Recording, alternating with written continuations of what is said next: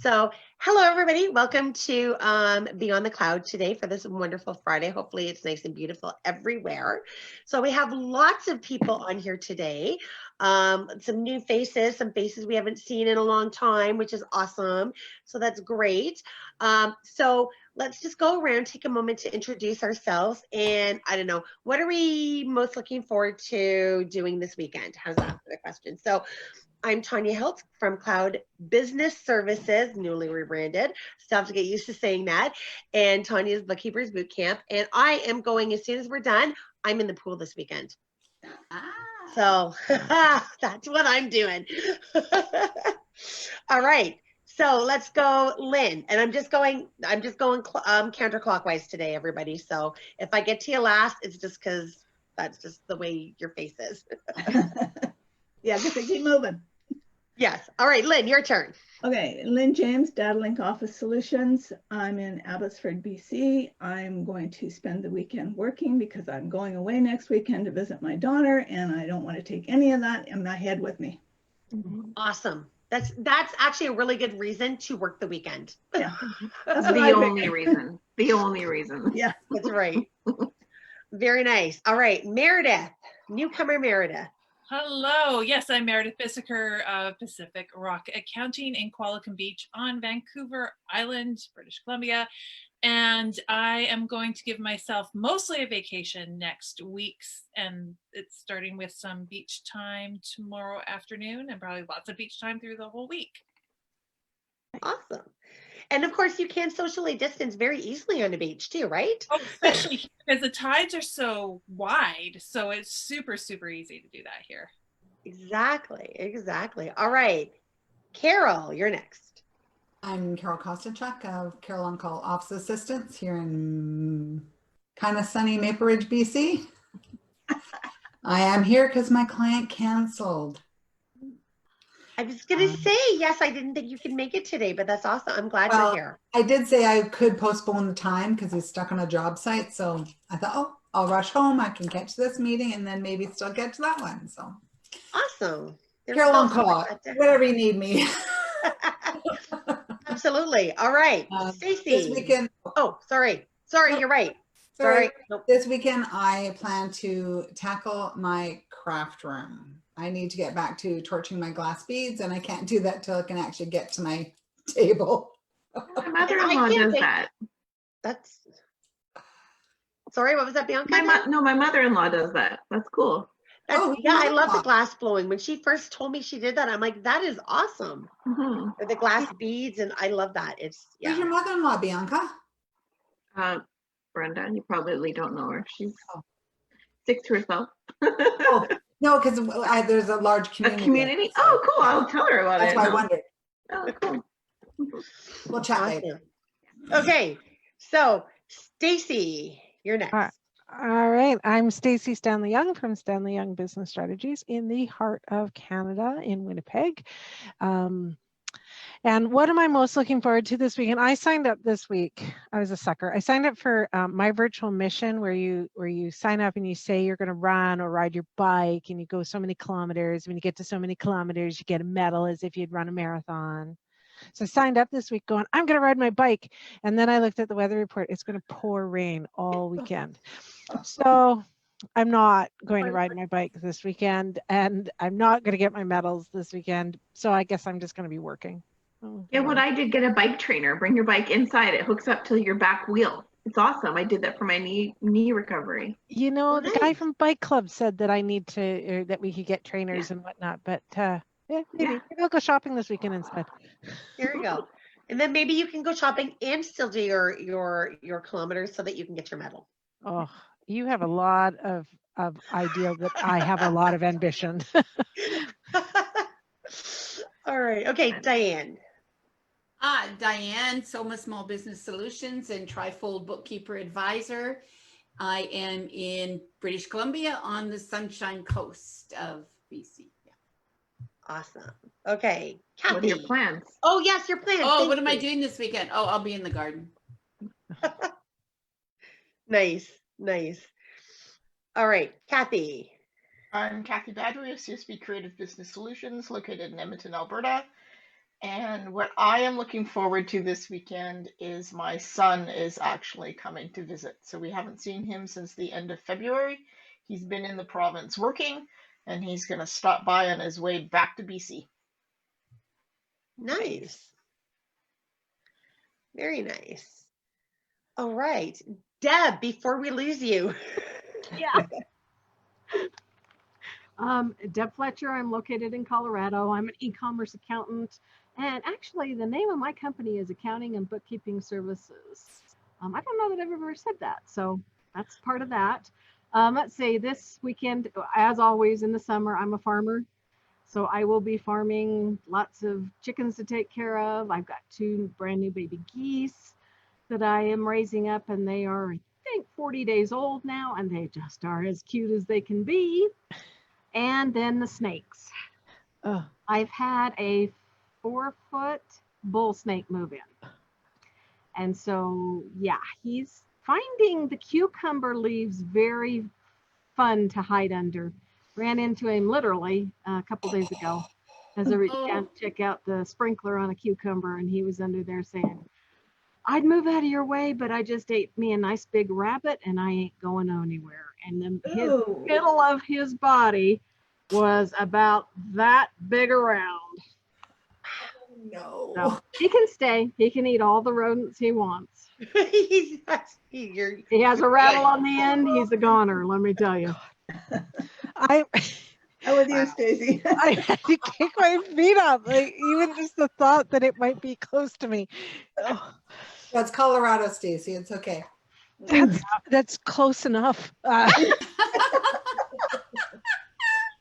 No, I'm telling you, if I ever came and visit Deb, I'd be like calling, going, okay, I'm in the car. Please come and get me and bring 7 people, and I'll have and your guns and your baseball bats and whatever, just to get me in there. Like, sure. I don't do just wildlife. bring a shovel, just a shovel or some kind of walking stick will work, right? You just kind of push them out of the way, as long as there's not a rattle on the end. Oh. I will stay in Canada, thanks. Yeah. All right. And then Bianca. Hello, my name is Bianca Mueller, Books by Bianca. I'm located in Burnaby, BC, and this weekend, I'm probably, we get our grocery delivery today, so I'm sure we're all going to pick out all weekend and eat half of it. Yeah, we're still pretty socially distancing and being really cautious with our contacts. So because we have a blended family, we've got way too many people involved in our home coming and going. So yeah, we get all our stuff delivered still. So I do too. Yeah. So anyways, we got, the first night of all the treats. I'm sure they're not going to last past this weekend. But again, I'm going to work in my garden as well. I'm starting to I have like a pumpkin that's about this big now. And tomatoes, everything's starting to go. So we can start harvesting, which is always fun. So I like it. Yeah. Awesome. Yes, I love cucumbers fresh out of the garden. Yeah. And cherry tomatoes fresh out of the garden. And zucchini. And radishes. I could just everything. As long as you can get at them without being bitten by a snake, it'd be fine. Exactly. I'm actually not afraid of snakes. You can ask my mom. I used to collect them in our backyard when I was a child. I love snakes. So that's weird. I have a lizard. We have a lizard. It's not, reptiles don't. Bears, on the other hand, I have nightmares. See, yeah, we have bears and cougars and everything here. That's fine. But a snake, I want to throw up. We have bears, and they're a lot larger than a snake. Actually, when I was coming home, there was a little baby deer in a fawn in one of the vacant properties as I was coming on my way home. I almost slammed on my brakes, but I wanted to get here for you guys, so I didn't. See, I don't know. I would like to think that I might be able to outrun a bear quicker than I could outrun a snake. No. My husband's upstairs and I can't. Nobody can. No, Tanya, bears move like you would not believe. Yeah. Actually, it was on the news last night. Did you see that girl that got attacked? She was hiking. They said it punched her in the face, but it literally swatted her face. Yeah, and then on her back too. Wow. Yeah. Oh my gosh. A lot Okay. of streets. Oh, and then last, Galit, but not least, of course. Hi, I'm Galit Sugar from mybookkeeper.ca. I'm in Toronto, Ontario, and this weekend, tomorrow, we're actually going first time to like a provincial park / lake for the day. So we have to leave really early because apparently they only let now X amount of cars, and if you don't get there before they reach their quota, then you turned away. Yeah. And then so busy weekend. Sunday, the weather is gorgeous here for a change. It's very, very hot. It's like 38 degrees. Yeah.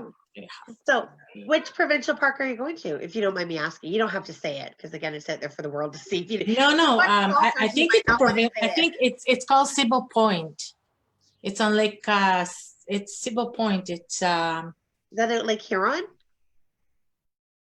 it just shows you how much I know about geography. It's not that far. It's like an hour. I don't know. Because we've actually got Maybe it's on Lake Ontario. I don't think it's Lake Ontario. I think it's Simcoe. It's Okay. close to Georgina. Oh, Lake Erie. Oh, okay, yes. Yeah, so that's close to Georgina. So that would be Lake Simcoe. That would be the east side of Lake Simcoe then. Yeah.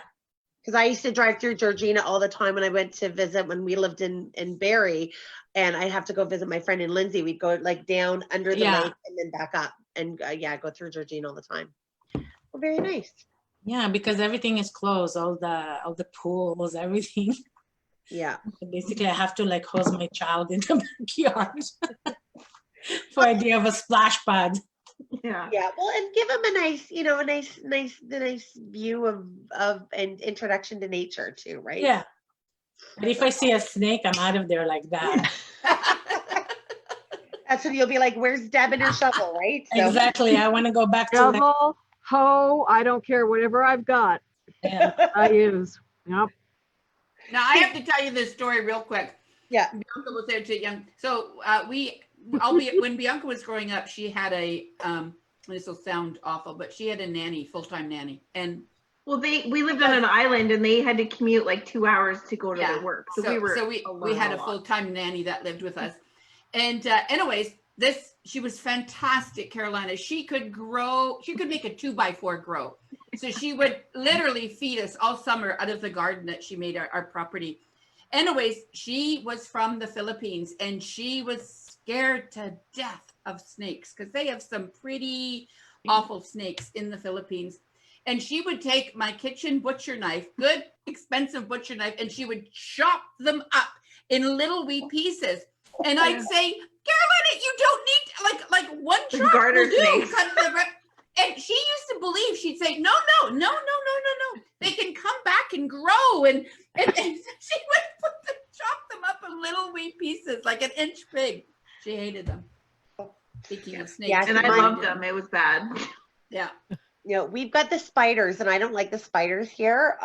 And so it's funny what I'll do. Like Deb says, whatever I have. So like I will pick up like my shoe and if I've got to toss it at the wall, I know chances are it's not going to get the spider, but maybe it'll scare it to go into another room where somebody else can kill it. That's what the vacuum is for. I use vacuum spiders. Unless it's a wolf, Crawl back out again. I'll pick those up and take them outside. Because those are good spiders. So I take them out and stick them in the garden. So yeah, they love heat, so they'd live underneath our hot tub and stuff. Yeah. Oh, Cats are great for spiders in the house. Yeah, my cat Yeah. loves them. And then we feed them to our fish too. The big ones that the cat can't eat, we actually give them to our fish because they're big and they eat meat. I hope there's no vegans watching this right now. No, right? My daughter would die if she was listening to this conversation. Oh well. All about choices. All right. My Back to engagements. my Yeah. my Yes. colleague, I'm going to talk about spiders for a moment. My colleague cannot handle spiders. oh no, that was funny. And this one day we were on a chat with Tanya, and there was a spider in Ontario. And Tanya's looking up at the ceiling going, oh my God, there's a spider here. At which point my colleague in Winnipeg is now starting to freak out because there's a spider somewhere in Ontario. And I was sitting there just laughing at both of them. Mhm. Yeah. Yeah, and to put that in context for like, you know, Deb or any Americans that are out there, how long would it take? And of course, Canadians, we don't talk in, you know, when we talk distance, we talk in how many hours it takes us to get there, which is funny. They said that it's a Canadian thing, but how many hours would it take to drive? From Winnipeg to I know Toronto? it's 24 to get out of Ontario. Yeah, So- from Winnipeg to Toronto, it'd be about 24. Okay, so we're another 3. So another 3. So yeah, a 27, 28-hour drive away I think At the highway schedule will be speeds. gone. Yeah. at highway speed, At highway consistent speed. driving, not stopping for anything. Traffic and But that bears. was hilarious. She jumped off the chair, whoosh, like that. It was so funny. Oh my gosh. And she's standing at the door that's behind, didn't want to come back in the room. And it's Wouldn't like, come back in the room because there was a spider on Tanya's end. Yeah. it's funny. Anyway, so yeah, so we thought we'd talk about engagement letters today, but before we did that, Diane had something that she wanted to say that we just said, like, why don't we wait and you can say that went to everybody. Well, thank you. It's no big deal. I just really wanted to thank, really wanted to thank the community because Trifold has gotten so much support from all of you guys. It's been amazing. And I know for me, and I'm pretty sure I can speak to Marge and Shelley also, you know, this is really driving me nuts that this is doing this behind my back on my screen. But I'm green, of course. Marge is the purple lavender and Shelley is the blue, which is what that represents, just in case. Oh, really? I didn't know that. Just in case people didn't know that. But anyways. I did not know that. No? Okay. Yeah, that's us. Learn something new every day. Yeah. And I know that they feel the same way, that we're just really quite overwhelmed by the support that our community has given to us. And we're really feeling like we're making a difference in providing good bookkeepers with solid foundations to the rest of the community, whether they be employees or perhaps these people will go on to decide to at some point to become CPBs and then open their own business. So anyways, it's wonderful. Thank you all. Well, and thank you for doing that because it's very well needed, because you've got, like, you know, you take a look at what's out there, you know, you've got the Knowledge Bureau, you've got, you know, the correspondence, and that does not teach. We all know there's a huge difference between theory and practical and tying it together. So I, you know, teach, you know, my people the practical because they don't have bookkeeping experience, but that limits what they can do. It limits what they can do for me. They know, you know, what they can and can't do, but they don't have the full understanding, which is exactly why I said Leanne has she's mostly marketing. She has like no urge to try to get her CPB. Otherwise I put her through there, but Sandra can't wait till you guys have the master class. She's loving it. Everything makes sense. And she's taken several Knowledge Bureau courses, but and so some of the stuff that you're teaching her, yes, she taught there, but she didn't get it.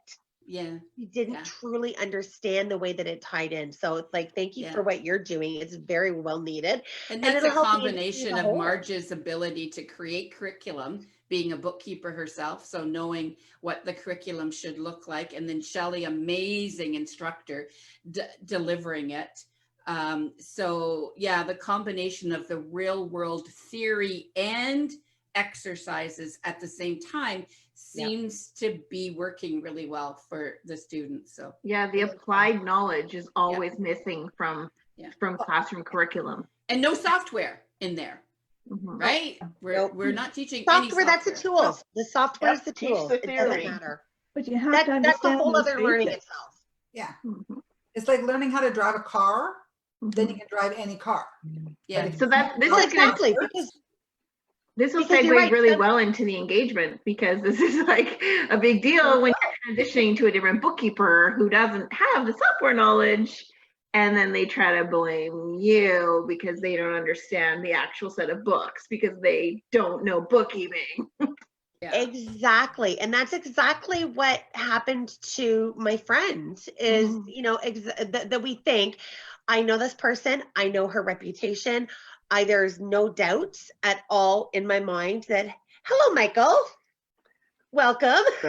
Hi, sorry for jumping in. You're just showing up. No, that's okay. That's what this is all about. It's people come and go, and thanks for joining us today.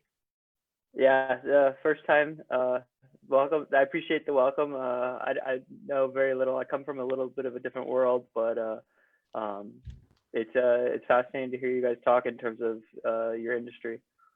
Oh, awesome. So go ahead and introduce yourself before we go on. You can introduce yourself. Oh, yeah, absolutely. So my name is Michael Gray. I am myself a CPA. I work for a Big Four accounting firm. Okay. And I work in the international planning department particularly, but I've in the past, I would say 8 months, I've picked up a lot of technology, specifically in terms of something called Alteryx, where we've been able to automate a lot of bookkeeping functions, or streamline. Automate's a tough word to say these days, but it's fascinating to see, get it from your perspective on the smaller business side. And then a lot of my clients are more institutional enterprises, but it's interesting to see kind of how those merge, because, and then also from a QuickBooks standpoint in terms of like import templates and just kind of making your lives easier and learning about that aspect. So I'm here listening all ears, but I do know accounting very well. It's interesting to see kind of the dynamics, also like engagement letters, what you're about to talk about compared to my business. But I'll stop talking and rambling and shut up. That's okay. Feel free. And we've spoken. I know we've chatted. When I saw you come in, I'm like, I recognize your name. So I think we've chatted back and forth, at least on Facebook or on LinkedIn or somewhere. I think we've chatted back and forth at least once or twice, I think. Yeah, I've reached out to a lot of people in the bookkeeping business. I think one day I'm interested in adding value in terms of from mostly a technology standpoint, because it seems like a lot of clients are finally realizing that they need to digitize their transactions. And your job is getting that transactions into software. And there's really no reason of just linking those systems, why that would be difficult. It's a lot easier said than done. But there's a lot of people are still using Excel, which is, I feel that is surprising given what else is out there. So for handwritten, it's just, yeah, it's kind of, yeah, it's surprising that in terms of Excel is being used in terms of type of these file formats, especially high volume transaction businesses. And then also from a tax side, I know this is kind of outside the wheelhouse, but once you get into bookkeeping software, there's no reason why that can't output a US filing per se. And Intuit's doing a good job in pivoting into that, but it's interesting to see kind of how this developed, and the angle from like the bookkeeper side is just fascinating from my perspective. Michael, are you Canadian or US? Oh no, I'm based in the US, but I actually work, so the firm I work for essentially has an office in every metropolis. So I work pretty closely, a lot of cross-border US transactions I know pretty well. And then from an investment side, a lot of my clients, a lot of the large Canadian investors, they will come into the US, and it's just structuring to do that the most efficient way possible. Nice. No, well, well, yes, welcome. Like I said, we always love different points of view. And, it's, again, great when we have, an accountant point of view, because you're right, it's very different what we do. We work with the same information, but with different details and at a different level, right? So. Yeah, I feel really confident. Granted, the one thing I know is I know very little, but I feel really confident that the next 5 or 10 years is going to be the biggest 5 or 10 years for this industry. So. Yes. Yeah. Could not agree more.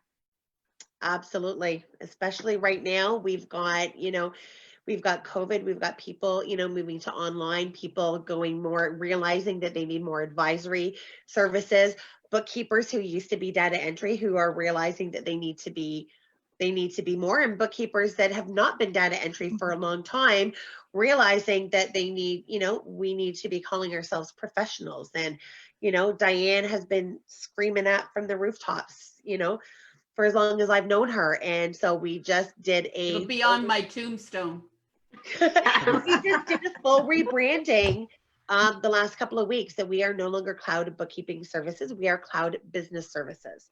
So, and after I said that, I've had no less than a dozen people reach out to me saying that they were thinking the same things for the same reason. So I'm glad to see that other people are starting to do those, make that, because what we do is it may have been at one point true that maybe we did mostly data entry because we couldn't do anything else with the information when it was always, we were getting it, 90 days old. There was nothing we could do, but that's not the case now.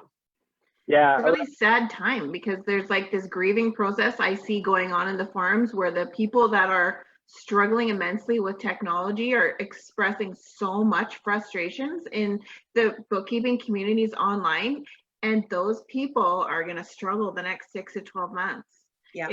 If they don't revamp their entire mentality around what's happening, they're not going to make it. It's sad. Well, and that happens with, you figure it happens with every industry. It's just a matter of time. You look at manufacturing industry, they've moved forward. They've moved into that. You look at, at customer service industries, they move to call centers and technology to do that. And it affects different industries and different reasons, but every industry needs to move forward. And then what happens is, it's creating new jobs or different jobs from it, so that's what it's created for us. It's created us the opportunity to now do different things. And I'll tell you, even though I've talked about advisory services, I didn't realize until right now through COVID exactly what true advisory services means and what we're doing. Advisory is not cash flow. That is something totally different. That is not advisory. The apps out there will tell you advisory is cash flow. That is not true advisory. I don't believe that. It is what we do every day in these little things to help them, any type of advice that we're giving them, any type of, and now helping clients. We have, knock on wood, but as of right now, a 100% with all of our clients are running at even or making money with everything we've been able to help them do and help them pivot. And 5-6 years ago, I would not have been able to say those same numbers because I didn't have to translate the data. You're not advising, in my opinion. Translating the data. And if you don't know what the data actually is, exactly, because you've only been taught through software, then you've got a real problem. And I see that as the biggest problem out there for the majority of our bookkeeping community is so many of them have learned just the software side of things, and they're great at it. They're amazing. They know it like crazy, but they really don't understand how it got there, why it got there, why it was posted there, and how, the rules around all of that. Most of them, you say things like gap and they look at you like, well, and that's it. Advice for? You're right. Like cash flow forecasting, that is a form of advisory, but that is not the all-encompassing of advisory. And no, that's a formula also. Not using a formula to translate information into like an applied, applied, yes.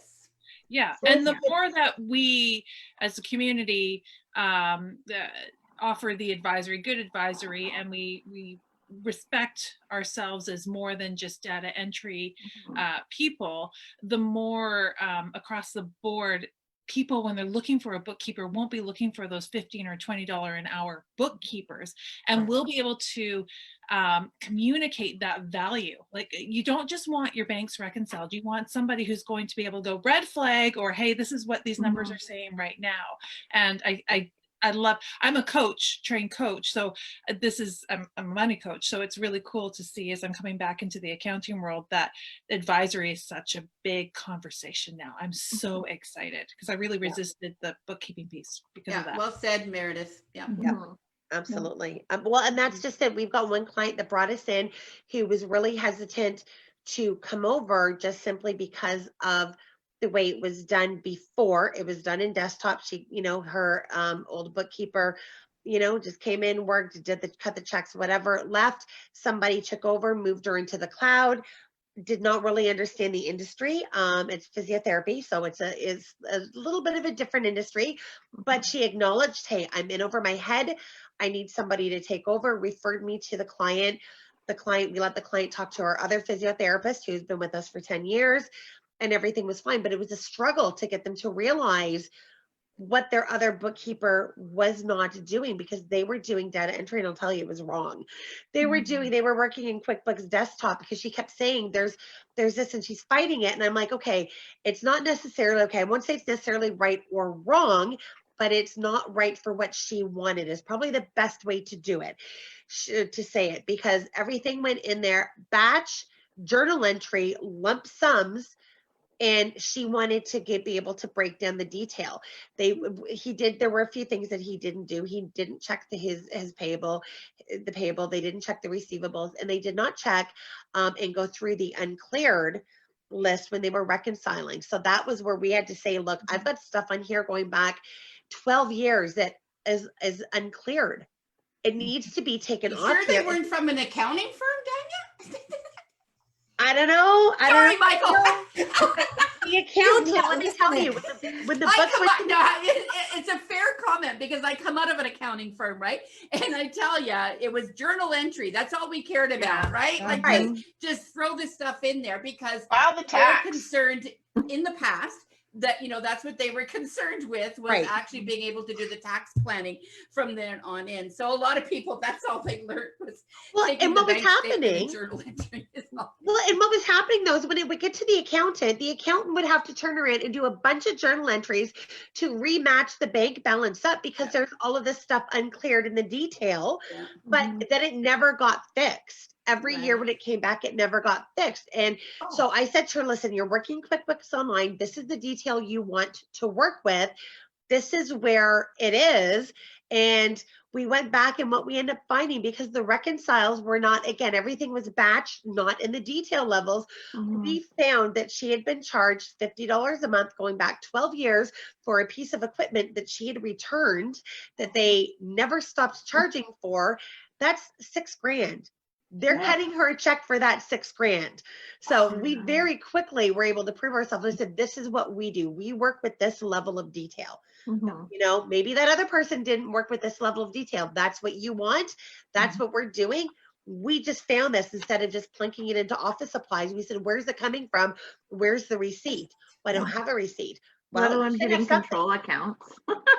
Just AR and AP. So it was interesting, but now because sorry, go ahead.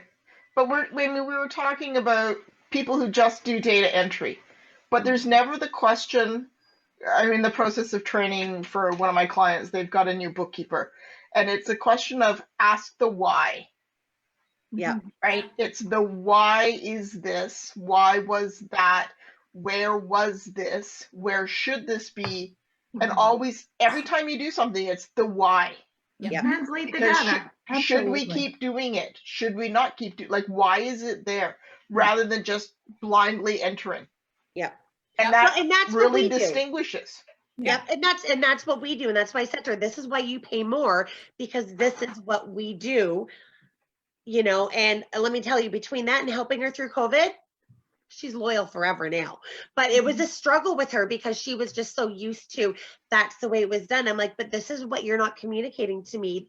You're communicating to me, you want A, what you had was B. I can do B. Well, I won't do B, but you could get B from somebody, but you want A. This is it. So how's it worked for you so far with B? Exactly. Well, that's exactly it. A got you back $6,000 you didn't know you were owed. Paid our fees for a year. Well, I guess 6 months, whatever. There you go. I have a new question for everybody. You know, is that new app going to make you understand bookkeeping more? Nope. It's my app, yes. There we go. All right. Hi, Matthew. Hi, Matthew. 2 weeks in a row. We're so lucky. I find the cool times to jump in just to put that little real quick, you know? What's your company name? What do you do? Are you an accountant? You know, I get that question all the time from our clients too. It's kind of crazy, but yeah, you missed the joke. You weren't here. You already threw Michael under the bus, so we thought exactly. I was being mean. Yeah. I actually saw Michael was the only guy, and I had to have his back. So I was like, That's Michael, coming on, just so you weren't being overwhelmed. Well, and see, look at this. Now we have 3 US, so we're starting to balance it out a little bit too, right? So poor Deb was the only American, so I'm glad we got more to have her back. Even though you guys are all honorary Canadians anyway, though. Tanya, yes, Tanya, I have to to leave in a couple of minutes, and I wanted to ask. Yes, we got to jump back to the engagements too. So yeah. Yeah, no, an engagement, but something else. So can you guys let me know when,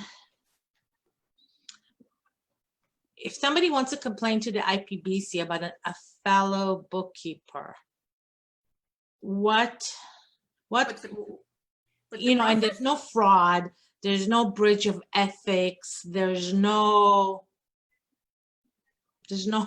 merit, but what's the process? Well, I can tell you what the I emailed process it. was up until 2 years ago when I stepped down as the chair. And I think, Lynn, are you still on the governance? I am on the governance committee, but those kinds of complaints don't come to governance. No. I believe right They now go to it should ethics go to and- Valerie, who will refer it to the ethics Yeah, committee. they But go to ethics. is there any guideline? Okay, go ahead, Diane. What was the? So how it used to work, and I don't know if there's been any changes, so you better check with Valerie on this. But yeah, so a complaint would come in typically from a business owner or sometimes another bookkeeper. And I'll just stop real quickly and say that another bookkeeper, actually it's against our ethics to report another, to complain about another bookkeeper, the same as CPAs can't complain about another. Sorry, what did you say?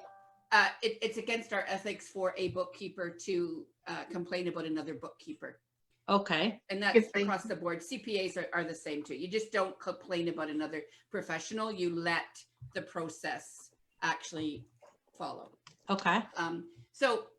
But if it's from a business owner that for some reason feels that they didn't get the service that they were promised, they would fill out the forms, which asks a few details, but not many. And it would go into Valerie. And Valerie would then look at the rules around when it's acceptable for IPBC to get involved. There are criteria there because things like price. She overcharged me. Not an IPBC issue. It would get thrown right back at the client and say, that's not something that we're going to investigate. So it would have to be something that would be against either ethics or something that they were not doing correctly, that they said that they could do correctly. Yeah, And they would some kind of then be fraud. able to complain. And then at that point, if Valerie determines that this does need to go to the next step, then an investigation committee is formed. It is of the peers with outside people that are on that investigation committee. And then interviews are done to both sides. So the business owner would be interviewed and the bookkeeper that was involved would be interviewed. All of that information would come back and they would get, go back for more questions and stuff. It's not I'm shorting this list. It actually goes back and forth quite a bit until the committee feels like they have all of the information that they need to make a fair decision. And then that decision is made and a report is written up. And if they felt that the bookkeeper was at fault, then that information would be given to the bookkeeper. Oftentimes it's not the bookkeeper's fault. It's a miscommunication between the two is probably 75% of the claims that I've seen. And then we may go back, they would go back to the bookkeeper with recommendations on procedure changes. Like you could still get complaints where people didn't even have an engagement letter. Mm-hmm. Well, this is why you're in the problem that you're in, mm-hmm. right? You need to start having engagement letters. So that recommendation would go back to the bookkeeper and say, this is what you need to tighten up. And this is what, you should probably do. May after so many complaints. Yeah, absolutely. After so many complaints that were found against a bookkeeper, their CPP can be taken away. And it would be determined by the committee as to how at what level the complaints were. If it's just a recommendation that you start using an engagement letter, they're not going to take your CPP away, right? But if it was something else, then, or if it was something as awful as fraud, then absolutely one shot at fraud and your CPP would be taken away. Right. Depends on the level. So that's how it used to work. That's how it still works, Diane. Okay. Yeah, but I remember there was a case a couple of years ago of somebody that was somebody in BC that was actually, I don't remember the detail, but there was actually a severe break of ethics and fraud. Yep. And our organization treated it very lightly because of the ramification of legal. Do you remember, Lynn? Yes, absolutely. You remember what I'm talking about? I mean, you can't, No. yeah, Galit, you can't say something is fraud until it's gone to court. Yeah, exactly. So Yeah. I think that we didn't Fraud's take criminal. That's right. her whatever, because That's right. So her CPP or his CPP would not be taken away Yeah. until it went to court and it was And they were proven found fraud. guilty. Yeah. yeah. Innocent until proven guilty. Yes, exactly. Yeah. And Matthew. So from an outside perspective or question, I guess, is, I mean, I love that such an organization exists. But outside of the fact of having a license stripped, are there other legal ramifications that could occur from such actions? In other words, trying to report someone. And after that answer, I have a purpose of this question, of course. The only thing you can do here is the Better Business Bureau, which is like basically saying, don't do business with this person, you file a complaint, but that's only if they're, people go check it.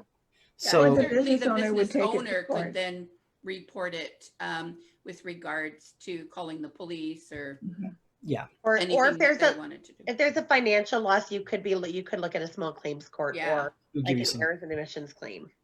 But the So- CPP would be taken away. That's all that the organization has in power. That's all the power they have. In general, I've always found that by taking the high road as much as possible and understanding and recognizing that there's always going to be a difference of That's right. accounting artistic style, I will call it. Yes. There's a difference of that between actual fraud or intent. Yeah. By taking the high road, you will always end up you'll end up on the right side. You'll do well, right? Yeah. Because the time and the energy that is spent trying to point out somebody else's misdoings, it detracts from your ability to truly succeed in life. And now I will say that becomes a gray area if there is a scenario in which the person is doing harm to another. In other words, there's the fraud, there's that aspect of it. Yes. Then I would probably feel the need to try to step in.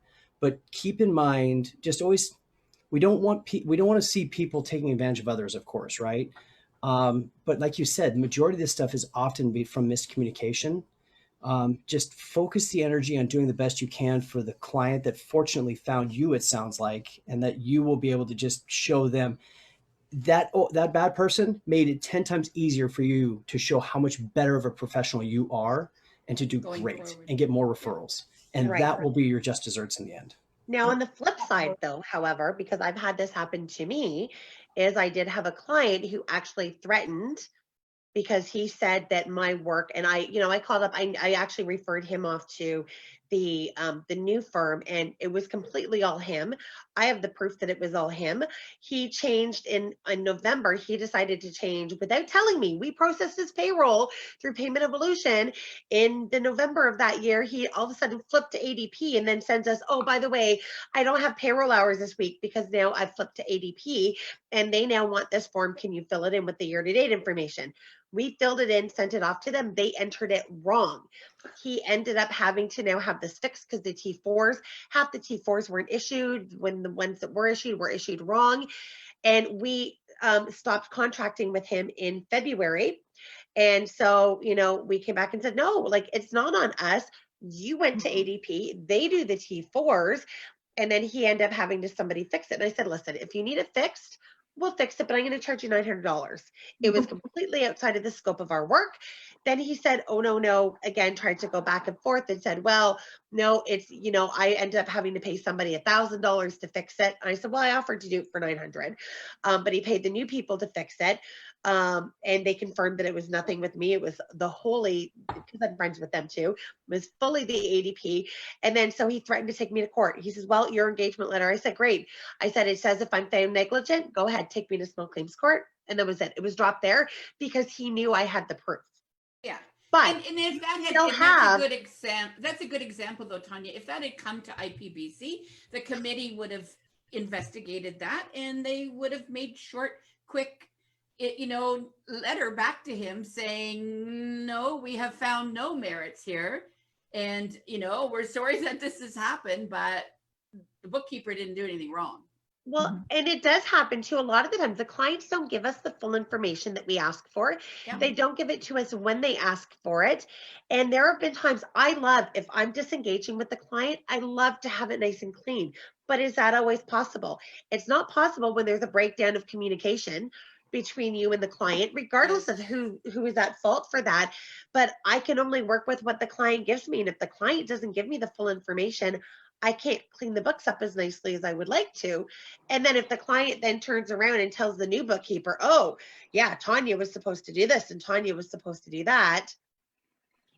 And try not to look at that as a negative, because when I put that in place back, God, it's 5 or 6 years ago now that we actually started putting that committee together that business owners could report a bookkeeper. It was for the reason of protecting the bookkeeper.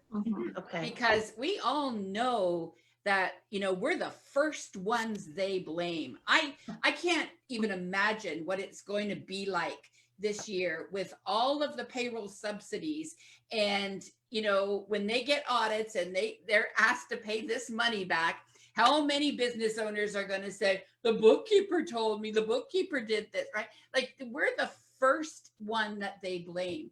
So don't necessarily look at it like it's a huge negative, that they're, showing their true colors, so to speak, and complaining to IPBC. It actually could work in your favor that they did, because you're going to get the ruling if it truly was exactly what I'm describing, that it wasn't your fault.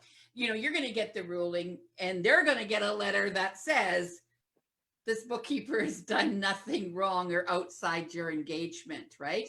And may we suggest the next time you hire a bookkeeper, you make sure they get the information that's required, right? Like, nice. Okay. Can I give you guys? It was put there as a protection as much for bookkeepers as it was for protection for small business owners. And if it continues to run with that basic understanding and it doesn't get changed within IPBC, like I said, it's 2 years since I had any say in this. So then that was the whole reason for it in the beginning. Can I give you guys a scenario and some, maybe you can give me some advice on how you would necessarily put this in an engagement letter of some sort? So I disengaged with a client last year.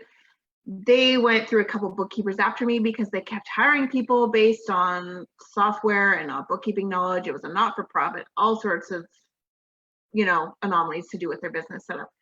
So they went through a couple bookkeepers. By their second or third bookkeeper, she decides to file government documents with my name on them. Oh. So I disengaged with that client. They have a new engagement with this bookkeeper who's not with IPBC. I checked. And I was like, where's the ramification? It's not with me and my old client. It's with I would say it should be with that person who's falsely putting your name on those documents. Well, so, but how do you include that in your engagement, disengagement, or engagement, or all those things? Right. What do you guys suggest? Bianca, what I did recently was in my disengagement, I said it is the business owner's responsibility to remove me as the consent representative on all, and I listed them. No, it was on manually filed paperwork with my name. Like, when you print your T4 summaries and you put your name, that was my name. So there was no I had already disengaged from CRA. Like, there was no rep client, none of that was there, existed. Well, I got a hole in my backyard. I go put the person in is pretty much what I probably do. Like, the software defaults to the last person who filled out that form. Yeah, that's true. She didn't override it. But I also said you need to remove my name and my account from everything. And I listed all the things they needed to remove me from. So And then add they software to that. requested confirmation. And if they've Yeah. confirmed it, they cannot come back and use my name again. Oh no, they had they relinquished me, like they did their thing. They knew this bookkeeper did this, but it's like, what other steps could I have done? Report them to CRA. In that Call CRA. particular case, is there something, obviously it's a problem with the software. So the software needs to not have that default, because if it's just a default, if you're logging in as a system administrator or accountant's version and you're logging in as the main user in that product, it's going to default to that main user's name. Mm-hmm. Yeah. So, but they all do it. You don't have to use the sysadmin when you log in. For filing government documents, you usually always have to. Yes. Yeah, you do. You do actually. But here's the thing is that you couldn't even go in, because I thought of this too when it happened with Bianca. And I went into the software and I went, okay, well, why don't I just remove my name?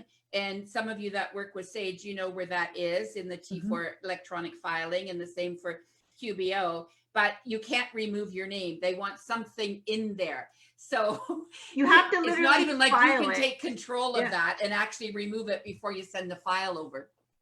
So could you change it and put Mickey Mouse in there? That's right, Kathy. That's exactly right, Kathy. That's exactly what I said. You So take it out and you put the owner's name in. So the client owned their version of the accounting software. It was located on their site. They had bookkeeping on site. I helped out. So basically I did controllership. I did compliance for them. My name was in there. That new bookkeeper should have overrode it with her name. Yeah. But because she knew I left 6 months ago and there was 1 or 2 other bookkeepers in between, she didn't want to be the one. Yeah, so she just let it ride with my name. But the onus is on her. Yeah, but so she's not there's nobody governing her.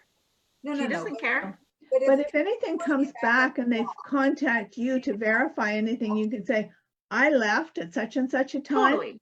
The paper trail is super easy, but there's no ramifications for that bookkeeper at all. So I finally decided what the difference is between a bookkeeper and an accountant. Yeah. When you're a bookkeeper, you first get started, you don't necessarily understand all the things you don't know yet. As I always say, it's really easy to forget what you had to learn. As we become accountants, we become aware of the liabilities that come along with our actions. So that person being a bookkeeper most likely was unaware of the need to change such a thing, right? So they didn't mean it maliciously, but by having a proper offboarding process, you protect yourself against future bookkeepers. Yeah, if possible, exactly right, Matthew. Always, like for QBO, and I know it's different for Canada, but for us, we always export a copy to desktop and we keep it, because it's a snapshot of exactly what's going on. So if it ends up being 2 bookkeepers down the road that change something historically and we ever get pulled in, knock on wood, we haven't, we've got record saying, wasn't us. This is what it looked like the day we left. Yes. And I was just going to say, you're absolutely right, Matthew. And Lynn, I would make sure that when you list those things, that in there is removing you from software. Oh yeah, I did that too. Softwares need to have that ability. I couldn't even remove my name if I tried. Well, you can put somebody else's in. So that's what you would need to do, Bianca, is go in, open it up, put the business owner's name in with their phone number, and then close it. And then put Donald Trump. You literally have to file it. You literally have to go through the whole process to change it in Sage. You can't go halfway and then go back. It has to be filed for it to overwrite the change. Oh, I didn't know about Sage Business Cloud, but Sage 50, you don't have to follow it. You don't have to file through. No. You don't have to send it. It just creates the file. No. Overwrite your name in the T4 summary? I like what Matthew said. You're not actually doing it. You just go to the part where you remove your name, put the owner's name in, and you close it. It says, do you want to save this new information? You say yes and close, and that's all you have to do. Yeah. Yeah. Well, and the one You're thing right, it's important. Like we disengaged from that same client that we had those, no, actually it was a different client. Sorry, it was a different client. And we disengaged from them.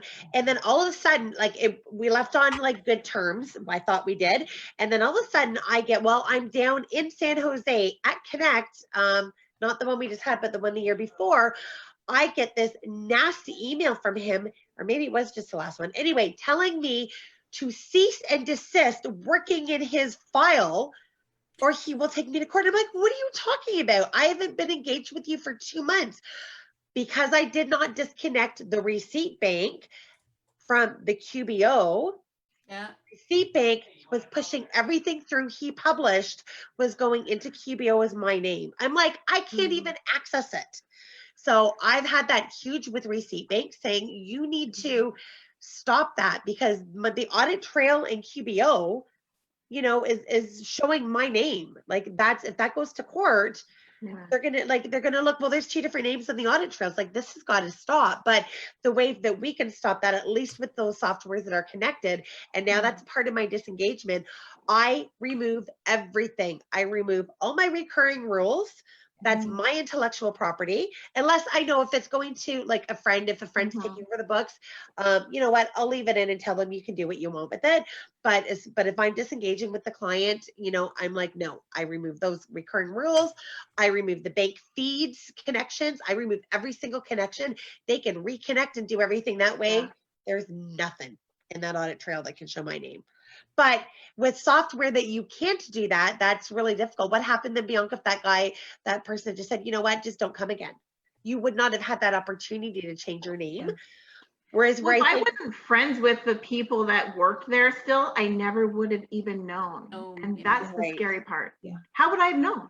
Now, I wonder if maybe rather than putting it into the disengagement, because I've got a really tight disengagement process as well, but I wonder if it's not worth it to put it in the engagement, because the disengagement clients don't have to sign that. I used to make them sign it, and then I had 3 go, well, why? You're firing me. I don't want to sign that. Yeah, they won't sign that. They won't. They're not that likely to. That's true. So what about adding it into the engagement, saying that, hey, upon disengagement, you know, should we ever part ways, here's your responsibility, where they're actually having to sign it and then having it in the disengagement. That way, you're right. There's really no repercussions to them at the time. But should anything come back, you've got a double protection, because again, they can say, hey, here's the one where you signed a legal document saying that you said it was your responsibility to make sure I was removed from this. So this is a really good segue into your annual renewal engagement, because that was a not-for-profit run by a board of directors that constantly had board members changing. Yep. So the person that signed my original engagement, they're not there. They don't know who they are. Like, and the changeover happens so much. You do an annual review. I know that you do that with your clients. I hear you activate that all the time, and I think that's fabulous. Yep. But do you do a new engagement if anyone else on the board changes in the interim? So I've not had that happen, because we don't deal with a lot of the not-for-profits. We've only got 3. But as soon as I realize that we're dealing with somebody different on the board, I would hope that I would remember to do that. But if not, I'm going to at least get connected on the next one, because even if we're like, you know what, we're going to renew everything at the same price, I still pop out, here's the new engagement, sign this, and then we'll sign it. Always. Yeah. And I know some people, bye Matthew, he's already gone. Some people disagree with an annual engagement. I've had this conversation with somebody. They said it's too much for them to do. And I'm like, but what happens if terms and conditions change? Or it's a good idea to remind them. Also, what happened is, I just went through this in the fall with a client where their business was acquired by new owners. Yeah. And it was assumed they took over the engagement that was already in existence, which for me ran out, renewal would have been at the end of April. So I didn't, at the moment, because I hadn't gone through it before, I didn't do anything, because I thought, I don't want to rock the boat. I don't want to lose my job at the moment or lose them as a client. But I did end up disengaging by the end of April. And then if they, you know, had said, oh, well, I really want to keep it, I say, okay, well, you know, your engagement is up for renewal May 1st. Here's the new terms and the new fee. Should I have done that November 1st then? When I they probably would have, like, I would have said new owners, even though you're assuming everything, I still would have said, you know what, let's just go ahead and make it legal, just like you should be with the new board of directors.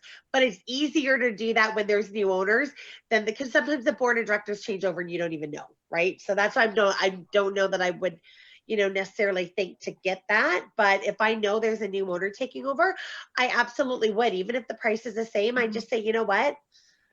Let's just, it's not going to hurt. Maybe you're not going to like what's in there, and maybe you want to Or look for maybe put somebody a else. 3 to 6 month engagement on it, renewable at a different date, so you can determine if that relationship's still going to work. Because it's not just about what we do; it's about how we like the people we work with, right? Exactly. So you wanted to get to know them. You want them to get to know you. You didn't want the term. You said you don't want to rock the boat by like new terms or conditions. So keep it the same for maybe 3 months or whatever your term might be, and then say, as of this day, it's changing.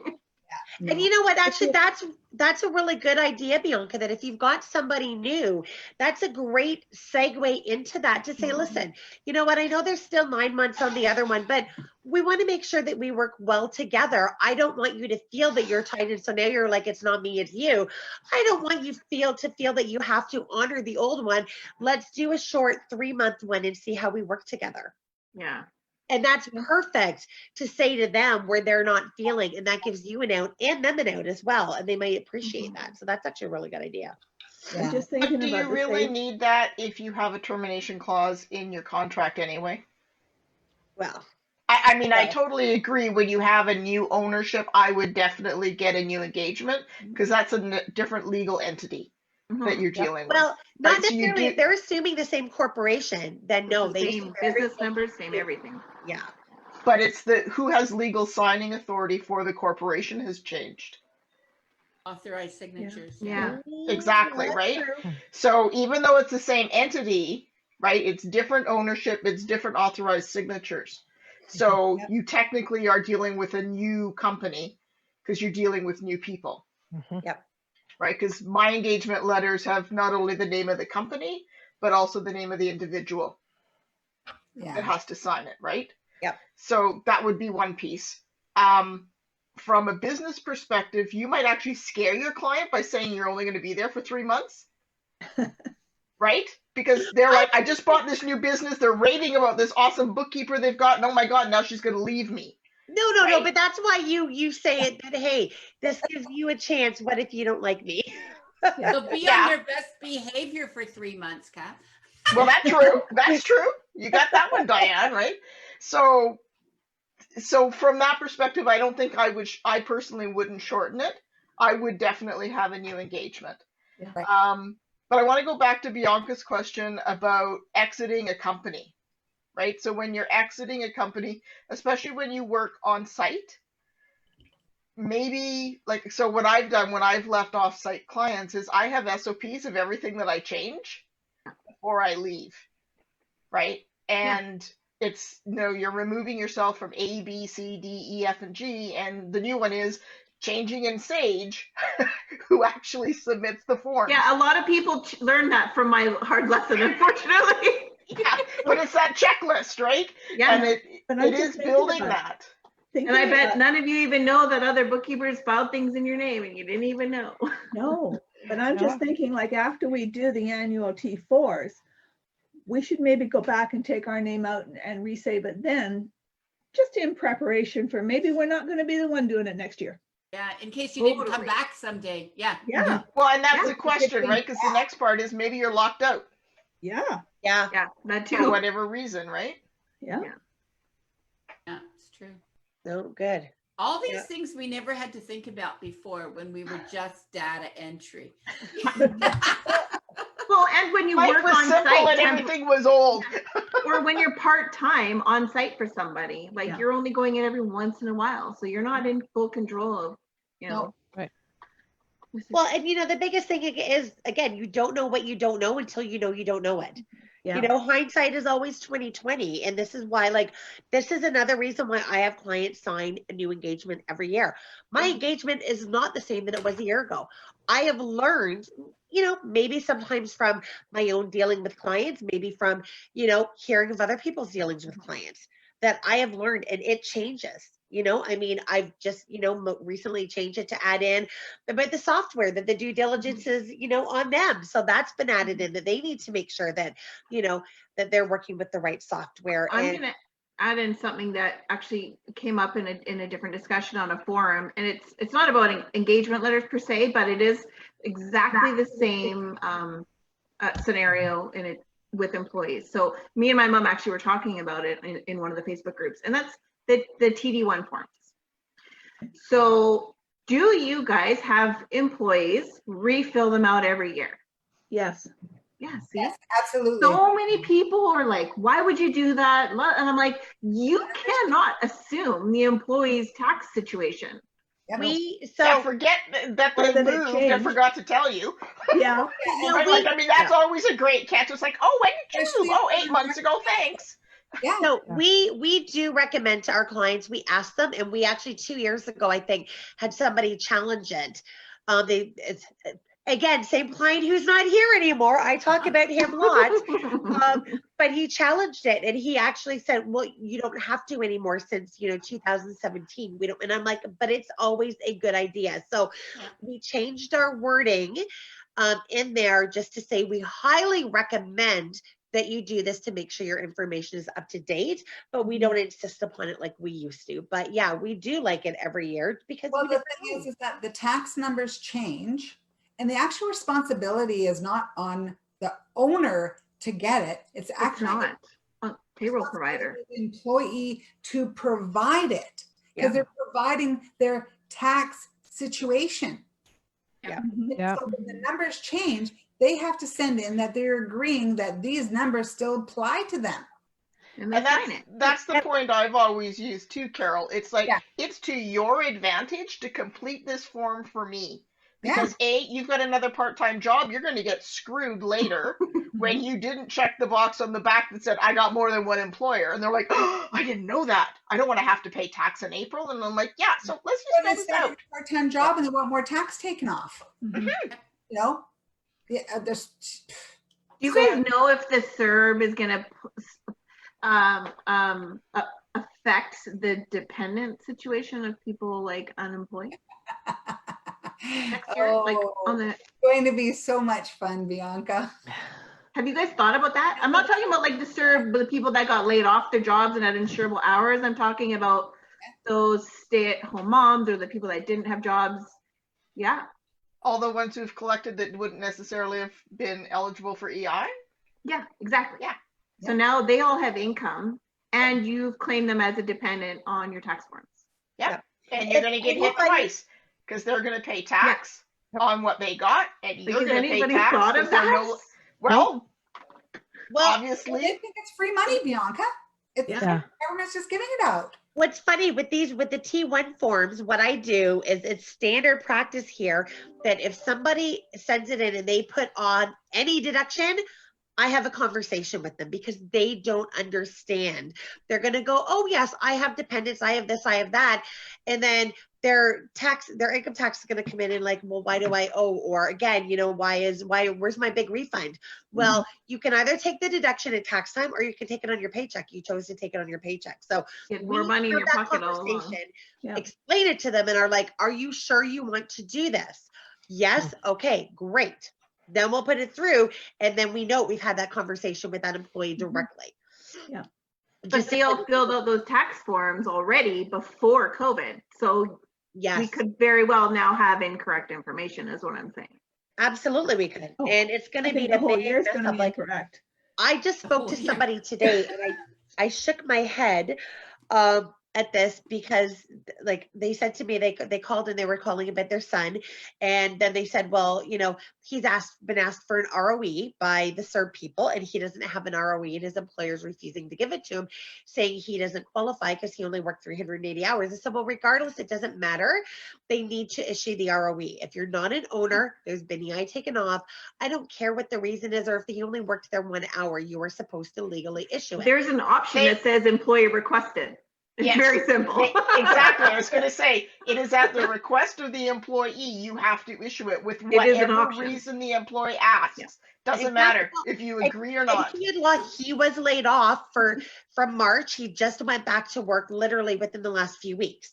So now what's happened as well is that turned into another part of the conversation about, I'm like, again, they don't know what hours he had before. And he says, oh, well, he didn't really work much before. I'm like, well, you know, how many hours did he work? What was his T4? Was it $5,000 last year? He says, no. Did he make more than $5,000 between January and March? He says, no. I said, well, then he doesn't qualify for CERB. He's got $10,000, didn't qualify. And then he gets all mad. And he's like, well, why did the government give it to him? I said, because they gave it to him because he should have signed off. And I said, I saw this when my daughter went in. It says, I certify I made either this or that. So he certified wrong. Maybe he didn't read what he was signing, but that's what they're going by, and they're going to come back and audit later. So now this guy's a little bit upset. If he watches this, he's going to be like, oh, but this is only in our group, so it doesn't go into anybody else. Actually, a very good friend of the family as well too. But now he's all upset that his son can't go to college now because I was going to pay for his college tuition. I'm like, okay, he worked 1 day a week. The purpose of this is not to benefit from this. Are you freaking kidding me? Part-time, 16 years old, work minimum wage. Because he's like, sure, they're screwing the 16-year-olds. Did your 16-year-old make $2,000 a month or more before? No. Well, then shut up. Anyway, sorry. I'm just like, but I think Bianca's brought up a really good point, right? Right. There's lots of impact of COVID that is going to impact our clients. And then are we going to be proactive by going to our clients and saying, you know, perhaps looking at TD1s for employees and saying, look, I don't know if you realize this, but you've claimed somebody as a dependent. I don't know if they have claimed CERB or not, but this would be the scenario. Perhaps you would like to investigate this.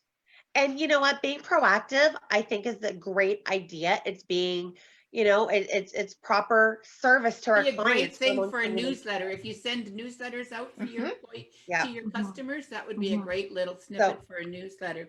Exactly. That's a really good way. I was in a webinar, just quickly, I was in a webinar a couple of days ago with the CRA auditor.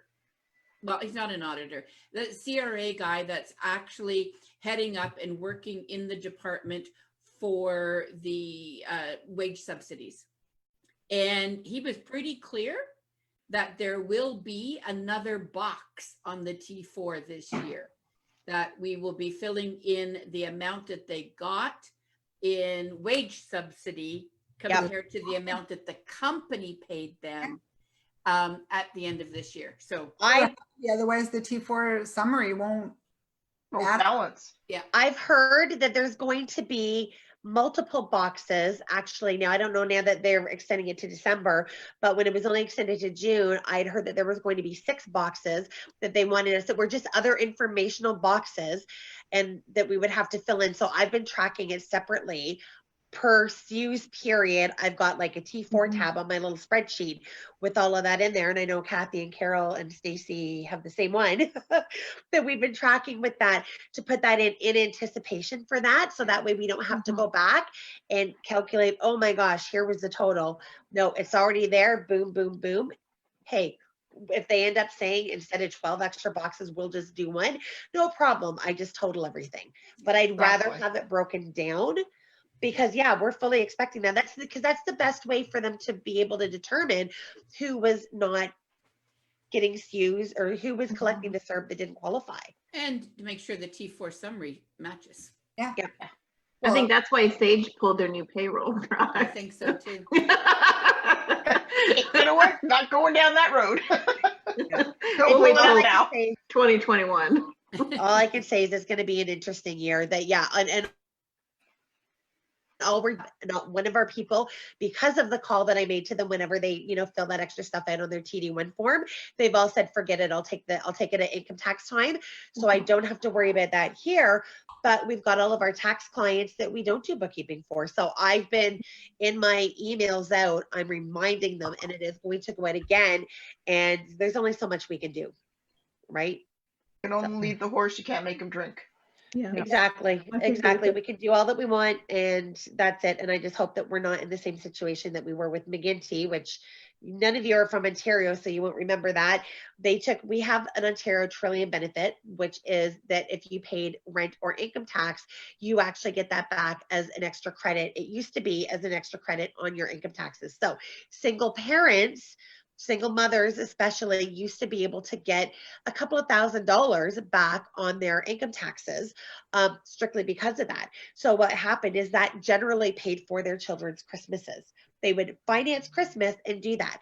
McGinty comes in and for the election says, oh, no, I'm going to start giving people money. We're going to pay it in advance, because he did a study that said, we know how you should best spend your money and how it's going to do better for your budget. So what they did is at the start, instead of collecting it at the tax time, they started paying it out. So they get their refunds, they get their great big credit from income tax, and then July hits and they start getting this monthly check in July. And I talked until I was blue in the face and said, people, this is to replace what you're not getting next tax season.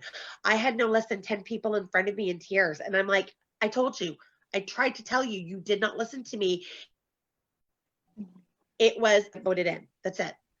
Yeah. I give you, take the money over here and give it to here, but I'm not going to take away over to remind you I'm taking it over here quite yet. And that's what's going to happen. We're going to end up with a lot of people that aren't listening to us, and that are going to end up, Or when they again, get those tears for those less to be taxes. a month they took on CERB. Yeah. Or T4A or whatever they call it, a T4B.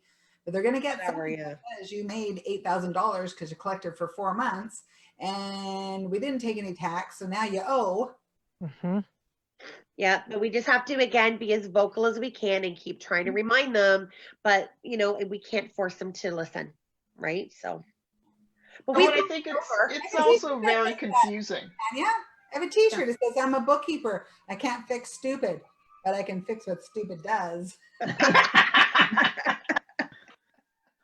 Exactly.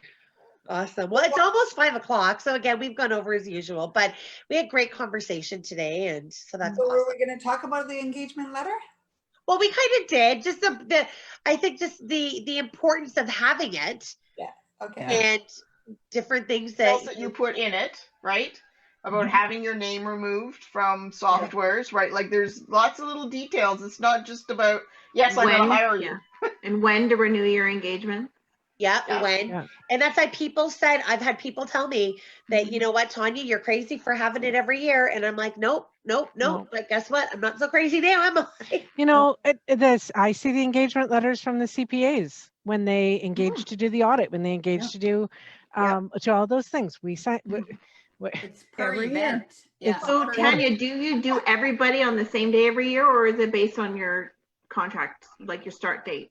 No, I don't. I used to base it on the contract start dates. I used to do 12 months. And then what happened was tax season came. I got busy. I forgot to renew 3 people.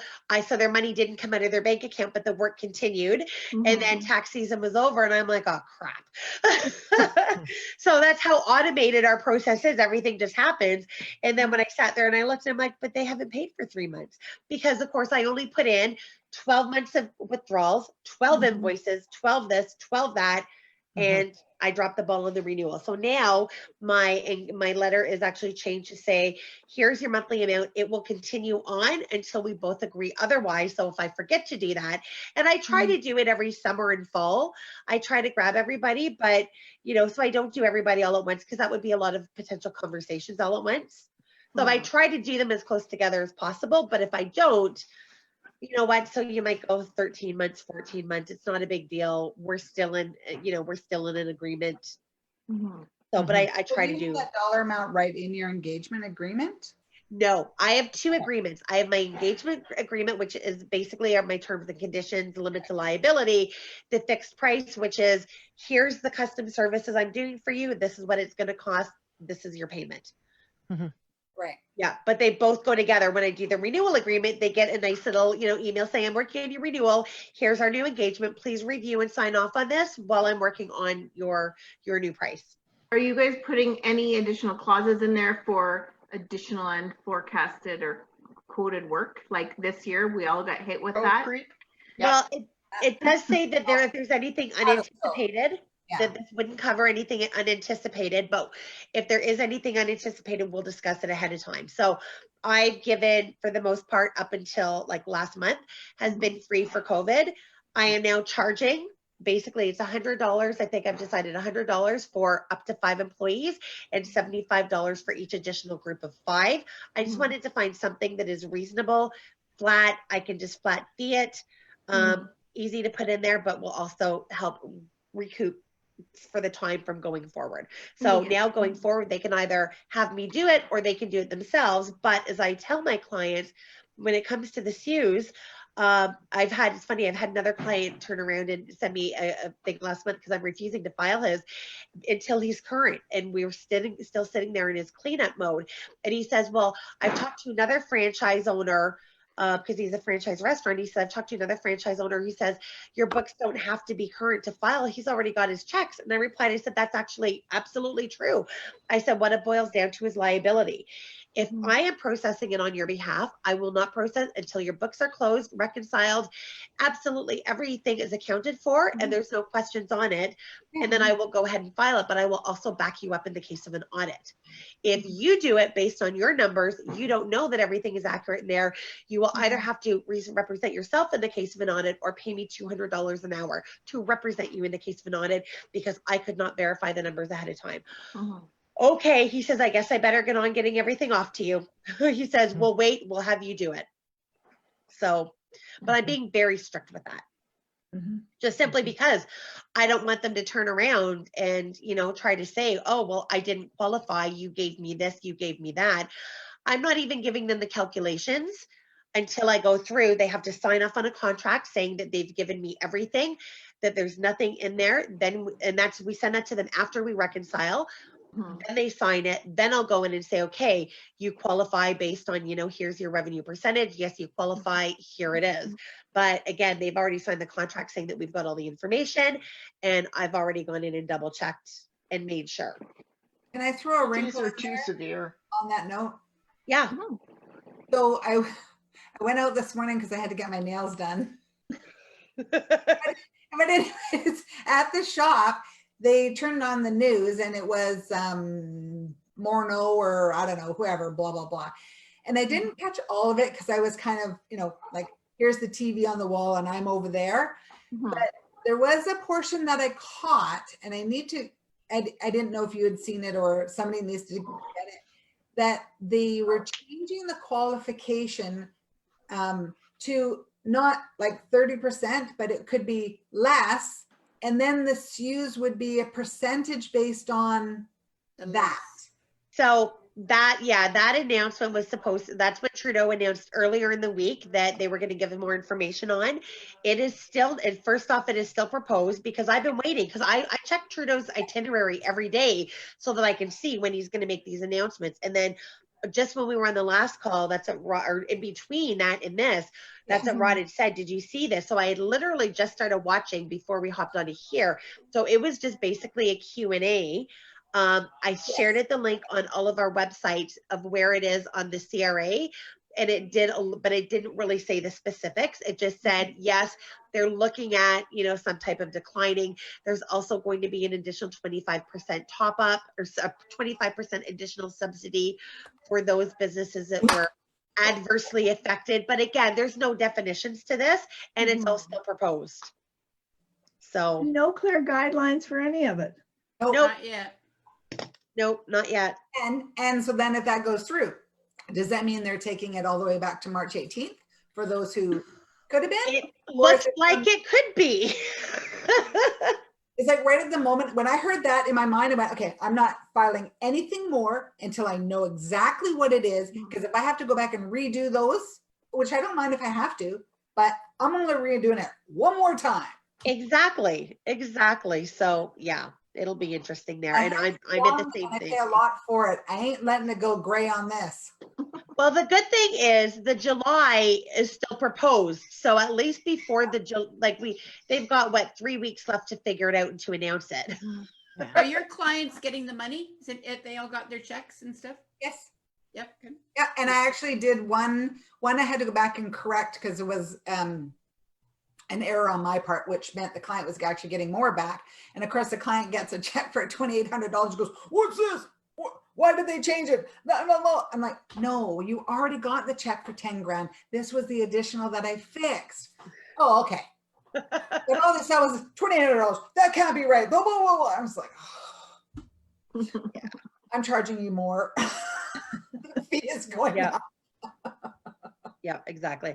All right, but we've gone after 5, so that's great. But thank you very much, everybody, for coming today. Get your butt in the pool. I know, right? Exactly. It's 5 here. It's pool time. Go jump in a lake, Tanya. I'm 2 blocks from a lake. I'm 2 blocks from Lake Ontario. So there we go. I don't know if the rain keeps up. It just started a thunderstorm about 15 minutes ago. If the rain keeps up, you're going to have a lake just outside my door. Well, hopefully. On my way, Stacy. Bye, everybody. Anytime you want to come to Manitoba, Carol. All right. Bye, guys. Thanks, everyone. Have a great weekend, everyone. Bye. Bye.